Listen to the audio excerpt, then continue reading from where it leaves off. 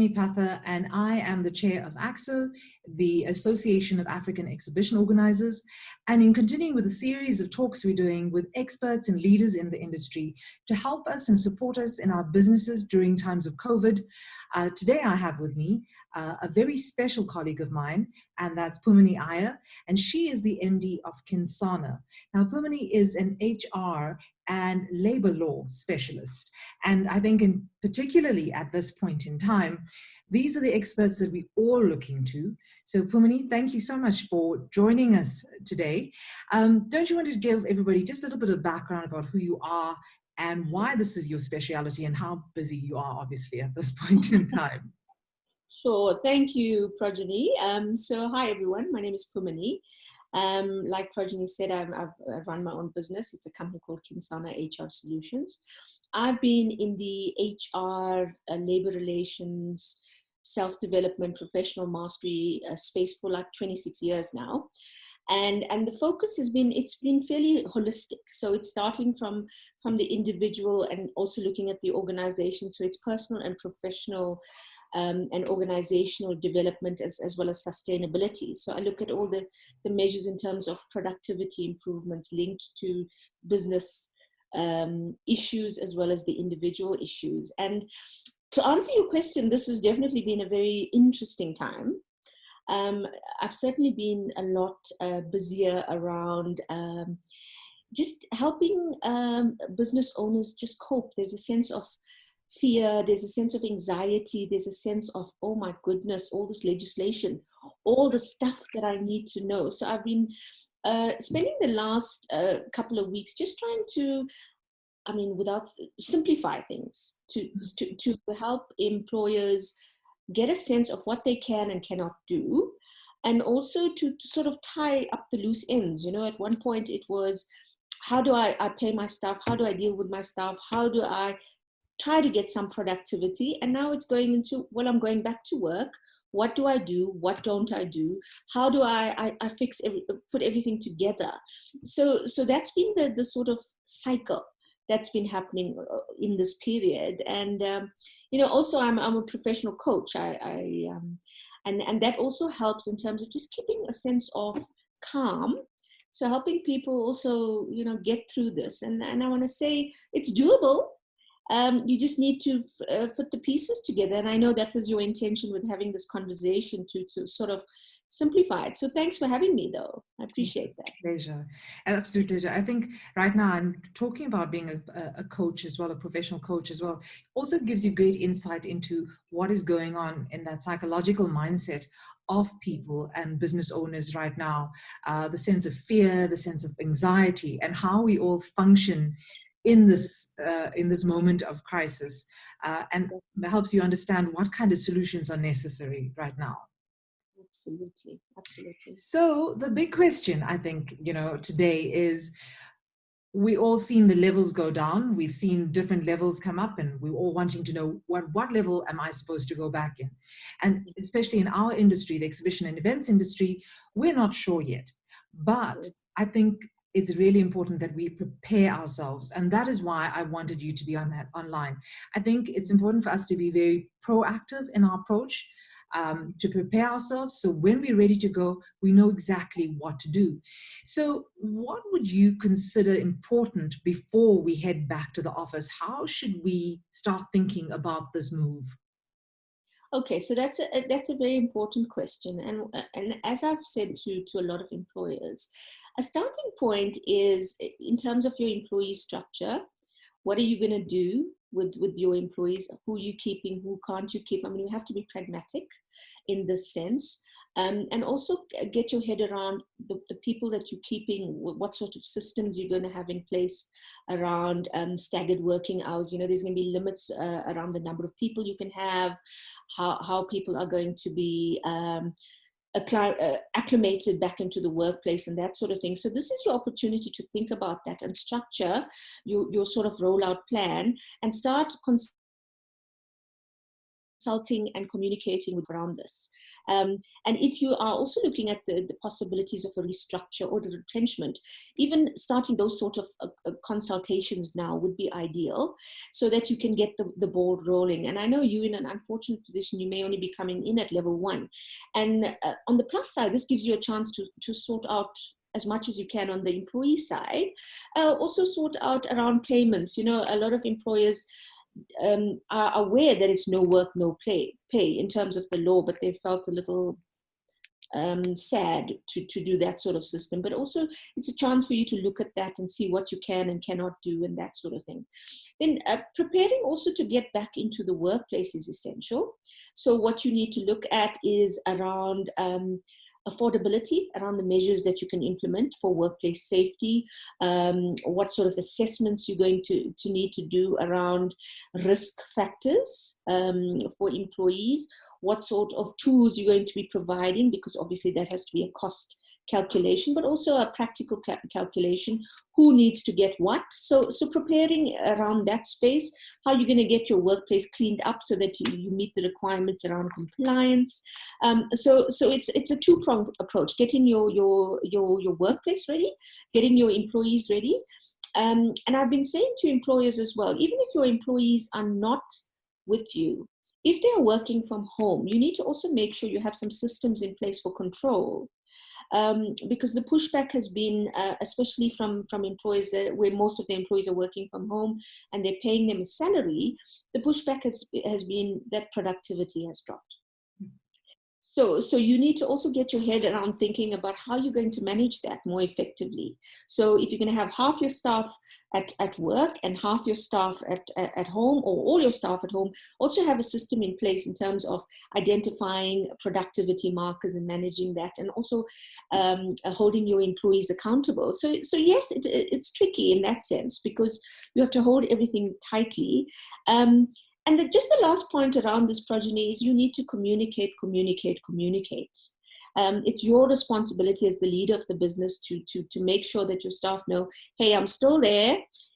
This is what's happening. This is not what's not happening. These are the timelines we're looking at. This is, our big plans and that sort of thing. So continue the communication until you actually get, business as usual.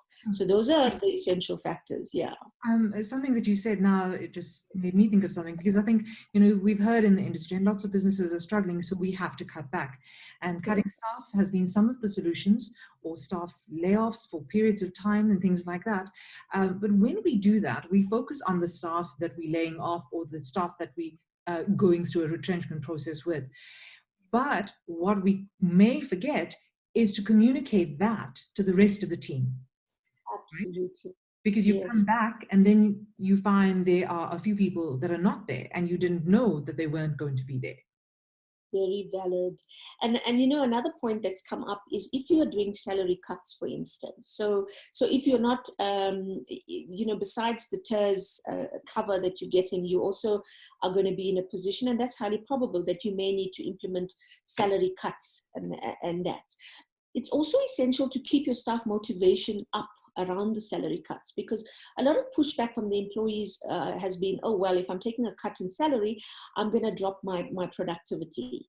So if you maintain the relationship and you maintain the motivation, and also the it's us together instead of them thinking that the employee may suddenly adopt. So you'd be able to still sustain the productivity despite having the reduction in salary. And that is very important, and employees are forgetting that. And that's where the productivity is doing this, So bear that in mind as well. Very important.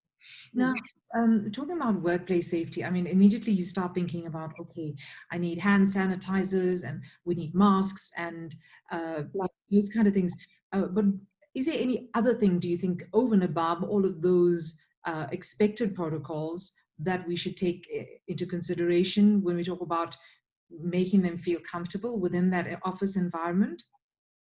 Yes, so obviously the distancing You know, you're going to have to review if you have open plan situations, how you're going to set up your open plan to avoid too close engagement. You're going to look at sanitizing stations. You're going to have to also look at things like putting up signs around proper washing protocols and that sort of thing. You also, so this is also where the legislation has come in, and they talk about workplace preparedness. You need to identify your employees in terms of level of risk. Mm. So your high risk employees, and these are people that are more client facing, perhaps your salespeople and these sort of people. You may have to have additional measures for them. So maybe you're going to have to consider the face shield as something. Maybe you need to have to consider the changing of your system of operations. So you provide them with a special license around Zoom or Microsoft Teams and that sort of thing.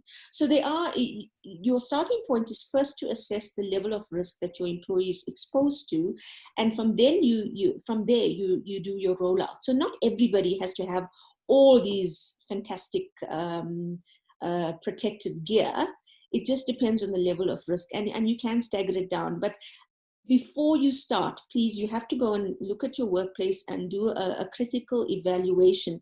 Even eating areas, for instance, is there enough space between employees? In your bathroom setups, is it possible for employees to open and close doors without touching the handles? Is there a cleaning station? So it's the little things that you're going to have to look at to just get your head around where's the possibility of contamination happening, so that you can try and mitigate it or reduce it. You're not going to eliminate it altogether, but to try and reduce it. And linked to that, Progeny, I must say, you become liable if your employee is contaminated due to you not taking the necessary measures. So please be aware of that. Oh, Yeah. really? So the employer is liable. So how does the employee prove that they could have been contaminated at your office? So that's the interesting thing, because so for instance, the compensation fund has now extended its cover to include contamination of employees due to COVID. So around their criteria, and I've actually got it here, and I want to make sure I give it to you exactly, because that's an important one. Excuse this turning of the pages. But firstly, you have to they have to be able to show that the contamination happened in the workplace or due to doing work for the employer. So like your sales rep, maybe traveling to a high risk area or a high risk environment, for instance. And if they can prove that they contracted the virus in that time frame where they were exposed, then the evidence is sufficient, so but the compensation fund has come to the party in that they're now recognizing this as an area for you to make a claim, which is great. Yes. Yeah, you can get cover for up to 30 days for that employee from the day of diagnosis onwards. So that's a little bit of support. I don't know if I've really answered your question or... No, that is helpful. That is nice to know, because that's always been a bit of a gray area, because I think many of us have thought about this. And obviously that's in our workplace, because in the exhibition and events industry as well, at our events themselves, we're talking about the liability that we carry there as well. And that's a different liability to the one we carry at the workplace. So yeah, that is definitely interesting. Now, when you look at all of these things that we have to consider, right? Who should take responsibility? I mean, our organization, our association is made up of members that have large corporates and small to medium businesses as well. So where should the responsibility lie? Should it lie with the owner of the business or the MD of the business, or should it be allocated to somebody specific on the team? Look, primary responsibility rests with the owner of the business. But what the law is requiring now is that, in any environment over a certain number of people, you're supposed to have a health and safety rep and that sort of thing. Yes. So you would have people in your business that are held accountable to make sure you'd have to have your safety committee in place as well to make sure that measures are being administered and that sort of thing.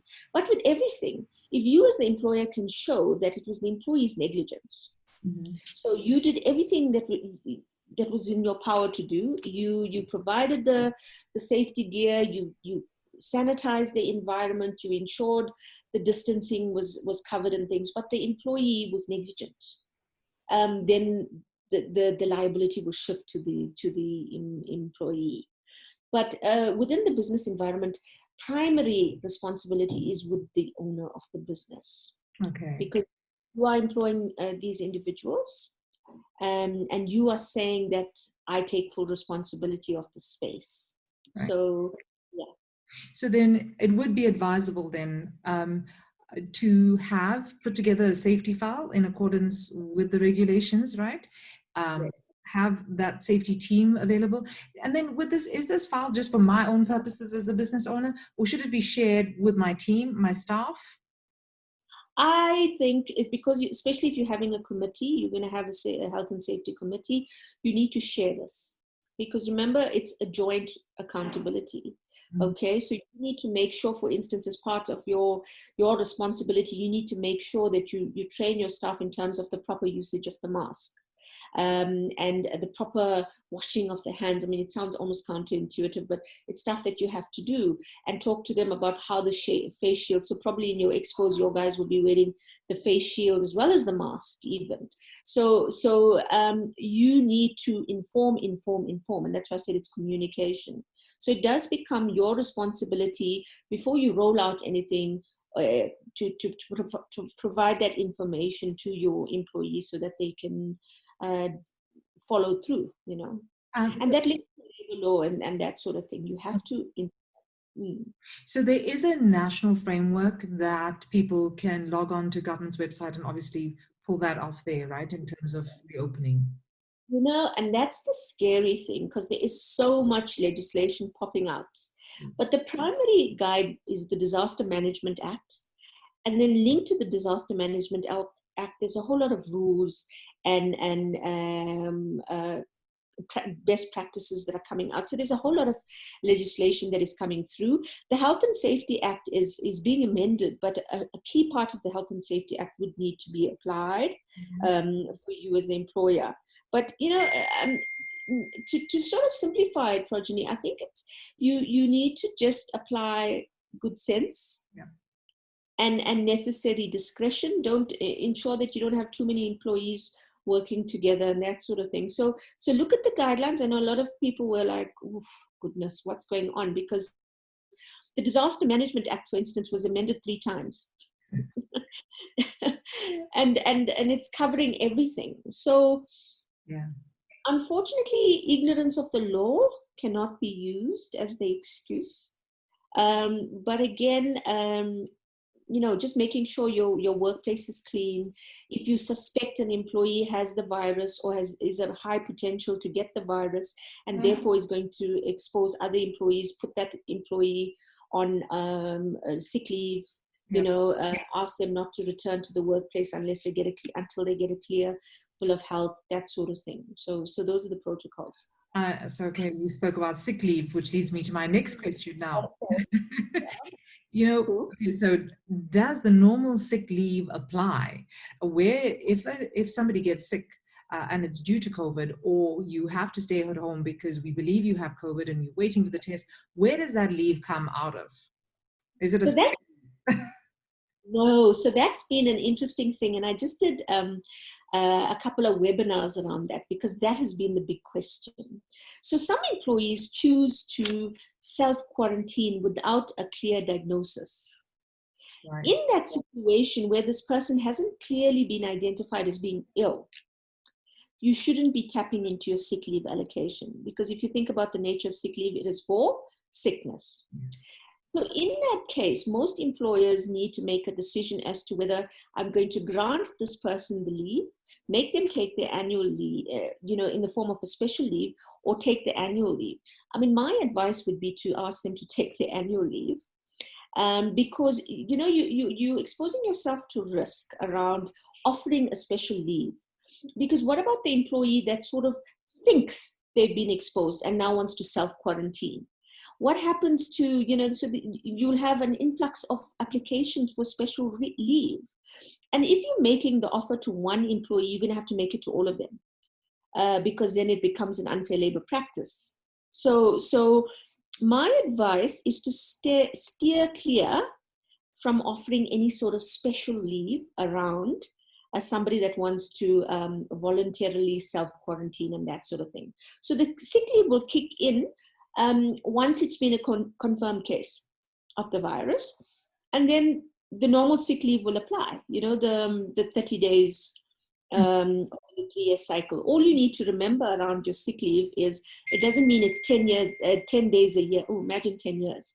10 days a year, it's just a total entitlement of 30 days. So if they use up the sick leave in this period because of complications due to COVID and things like that, you as the employer can't say, no, it's 10 days a year. You'd have to give them the full allocation. Obviously, for the employee that's less than 6 months, there's a different formula that applies, and it's a reduced amount of leave. But typically, so please don't. I think times are tough. Money is hard to come by. Think very carefully if you're going to start offering a special leave. Okay. Yeah, because I mean, and then you go to the start, when you start thinking about it, it's okay, this month I thought of, I'm feeling a bit sick, and so I'm going to self-quarantine and just see how the next few days go. And then next month, and then you find, and then every month it's the same thing. And to date, we don't know if yet if you can get reinfected, So there's all these uncertainties as well. Yeah. And it's also, another thing with the sick leave is that doctors are available online. So again, with their sick leave rules, and I know I sound very prescriptive or very compliance focused, but on a practical level, when you're an employer, you need to make sure these compliance elements are covered, because otherwise you get yourself into a bit of a pickle. But the standard rule around sick leave is for 2 days or more. It's a sick note. Doctors are available online, and they will issue the sick note online. So your standard criteria will apply. Okay. Yeah. And so then, should we, with all of this, given all of these new protocols regarding sick leave, regarding safety at the office and things like that, do our employment contracts need to be amended accordingly as well, or do we need to add an addendum to that? Yes. The long and the short of it, you need to have some sort of agreement in place. So in terms of the law, they talk about a tacit acceptance as well. So what that means is if you notify your employees in terms of a communication that these are the new terms of employment relating to COVID, this is what's going to happen and that sort of thing, and then you don't have any pushback, then that is deemed to be acceptable to your employees. Okay. So it's may not necessarily be an amended employment contract, but it has to be some sort of formal rollout and communication around, okay, our standard operating procedures are going to change in terms of this and that. Obviously, if it's something particularly significant, you should have an initial consultation, get the agreement, and then roll out. So everything in writing, that's specifically what's required. On your contracts of employment, you should look at if you're staggering working hours, if you are doing reduced working weeks, short time, that sort of thing, then that should be added into your employment contracts. Yes, linked to the specific employee. So specifics to the employee, modify an employment contract. A general clause that's going to apply to your whole workplace, do a rollout in terms of communication, and then formalization around like a memo or an email saying this is the way we're going to operate moving forward. Okay, so earlier we spoke about liability, right? And we talked about the employer's liability. Now, what happens in the instance where the employee is aware of that they might be slightly ill, they might have COVID, but they don't think that it is, but it really is, and they do come to the office and they expose everybody else to it, even after you have put all these regulations in place, then what is the story? So that is so interesting because that is now, so obviously there's no case law around that yet. Yes. But that would fall into the bracket of negligence and gross misconduct because there's been so much pushback around this is such a risky disease, we can't be exposed to other people and that sort of thing. So if the employee knowingly acts in a way that endangers other employees, then you as the employer can consider initiating disciplinary action around a gross misconduct. Because Okay. it's a deliberate act, right? And you know what your employer is saying, and you probably in your rollout would also clearly say, if you suspect that you have been infected or you are displaying any symptoms as indicated around the virus, please stay away from work or notify your employer and that sort of thing. So if you've made it clear and the employee still does that, then yeah, you're looking at a gross misconduct. Again, though, the normal procedure applies with discipline, like you've been applying. Yeah, you'd have to assess and then make a determination. Yeah. So much to consider. So much to consider. Well, you know what? This has been so interesting, but I know that you also run a more detailed course on this particular subject and more. You want to tell me a little bit more about the details? Because, we had limited time to chat about this today, but you do run a full course on this for those people that want to run a whole session with their management teams, probably. Yes, I do. And there's multiple layers in terms of the courses as well. So the most recent ones have been linked to a workplace preparedness, so linked to the OSH Act and doing the engineering controls, that sort of thing. And the other program has been linked specifically to managing employees. What do I do about annual leave? What do I do about sick leave? What do I do about TERS applications? Where else can I get funding? That sort of thing. So it's almost like, as I said in my starting point, the employee management element, the workplace management element, and keeping productivity. Progeny, what I do tend to do is that I do link it to the specific needs. So the previous ones that I've just been rolling out have been geared to SMMEs, but those clients had specific things they wanted covered. And so I covered it as applicable. So I don't like to just roll out something that's just a blanket cover. I try to sort of fine tune it. We've also tried to keep it much shorter because, attention span online is a bit tricky. So none of my programs go beyond 4 hours. In fact, the shortest one is about 2 hours because there's a lot of questions that come in, and we leave a lot of time for Q&A.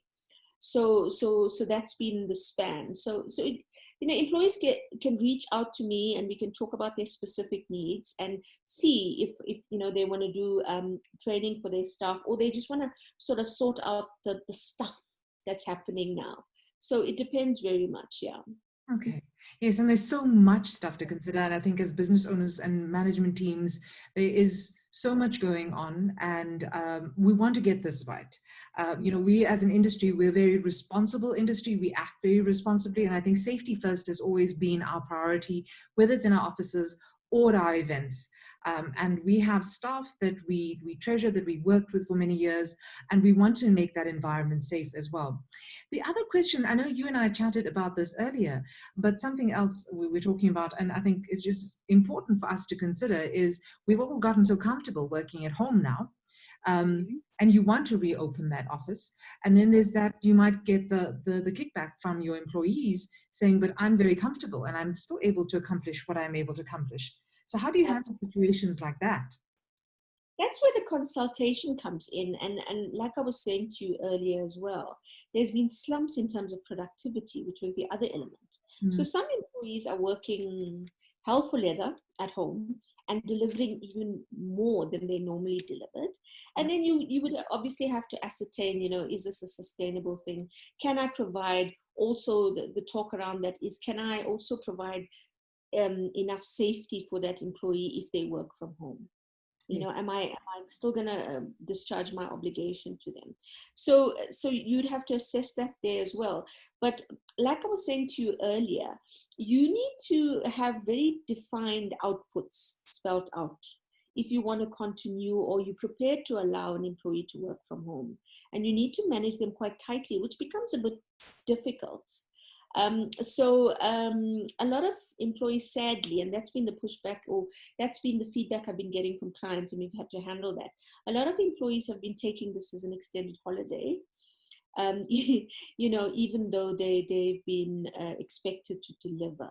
So it's been a delay. So what my clients are doing in that space is having the conversation with the person, establishing what needs to be delivered in terms of outcomes, and also indicating what's going to happen if non-deliverables happen. For the employees, to your point, that now says, no, I'm comfortable, I don't want to come back to work, the conversation needs to happen around that as to whether it is going to work for you as the employer or not. Yes, agreed. So, it comes back to communication, like you said earlier. I mean, a receptionist, how's she going to serve you working from home, sort of thing? So you need to look at role by role, individual by individual even, and have those conversations and agreements. And again, no work, no pay. So if this is a role that has to be, it's a client-facing role, or it requires the individual to be in the office, and it's not a role that can be sustained in the workplace, in the a home environment.